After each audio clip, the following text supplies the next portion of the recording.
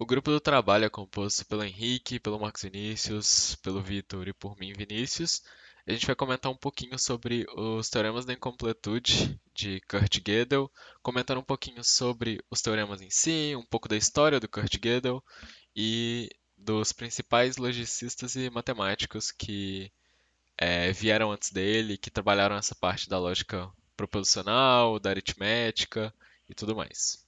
Em 1900, no Congresso de Matemática em Paris, o matemático David Hilbert propôs 23 questões que, de acordo com ele, quando resolvidas, completariam todo o escopo da matemática.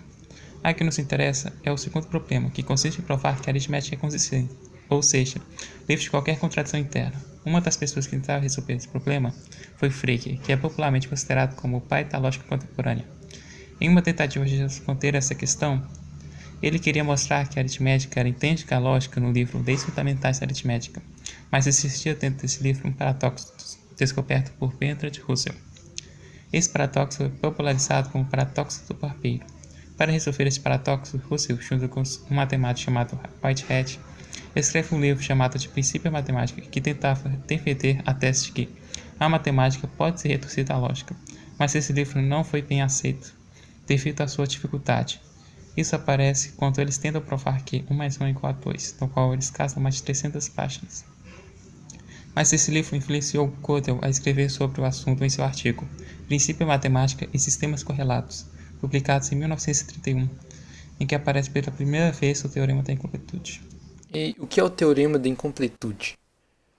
Gödel fala que nem para todo sistema lógico consistente e que tenha o mínimo de operações haverá provas para todas as suas afirmações. Para fazer isso, ele codifica todas as operações lógicas. Por exemplo, 0 é igual a 0 vira 656. E, além disso, ele traduz isso para um número de Gödel. Na afirmação 0 é igual a 0, seu número de Gödel vai ser 2 elevado a 6 vezes 3 elevado a 5 vezes 5 elevado a 6. Dessa forma, qualquer operação vai ter um código próprio e único. Mas quando ele chega, por exemplo, na frase afirmação G não pode ser provada, na qual G é um número de Gödel qualquer, e atribui a ela um valor de falso, ele vai obter que a afirmação G pode ser provada. E desse jeito ele chega numa contradição. Mas como a matemática não aceita contradições, já que esse sistema é consistente, a frase inicial tem que ser verdadeira. E assim ele chega num teorema de regressões infinitas. A publicação do Teorema da Incompletude trouxe consigo diversas implicações e muita repercussão na sociedade da época, sobretudo para os matemáticos e logicistas que estudavam essa parte da aritmética e da lógica proposicional que foi abordada, né, pelos teoremas de Gödel. No entanto, essa repercussão ela foi tanto positiva quanto negativa. A parte negativa foram afirmações equivocadas que surgiram, porque muitas pessoas ficaram assustadas, né, com as conclusões tiradas por Gödel, que provava que a matemática não era tão sólida e tão concreta como se acreditava até então. E isso fez com que afirmações equivocadas começaram a ser ditas embasadas na teoria dele. Como, por exemplo, Deus não existe, o universo é incompleto, ou que o teorema provava que a nossa realidade era inconsistente. E isso é uma falácia, na verdade.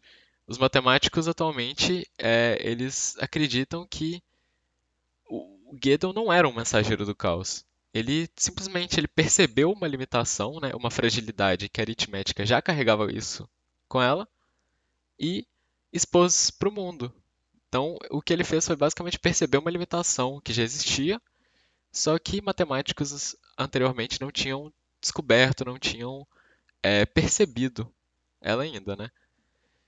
E da parte positiva, a gente pode dizer porque os teoremas em completude eles trouxeram uma nova ótica para a análise de alguns problemas que assolavam os matemáticos e assolam até hoje, na verdade. De exemplo, esses dois casos, a conjectura de Goldbach e a hipótese de Riemann. Conjectura de Goldbach porque ela é uma conjectura que parece verdadeira e para um número muito extenso de números ela já foi, de certa forma, comprovada, que é, só explicando rapidamente, a conjectura de Goldbach é aquela que todo número par maior que 2 pode ser escrito a partir da soma de dois números primos. ela parece verdadeira para um número muito grande de valores, mas ela não pode ser provada. Não pôde, pelo menos até hoje, né? E os teoremas da incompletude trouxeram essa ótica diferente, que na verdade pode ser que a conjectura de Goldbach seja verdadeira e ela simplesmente não possa ser provada, como foi o caso comentado, né, pelos teoremas da incompletude.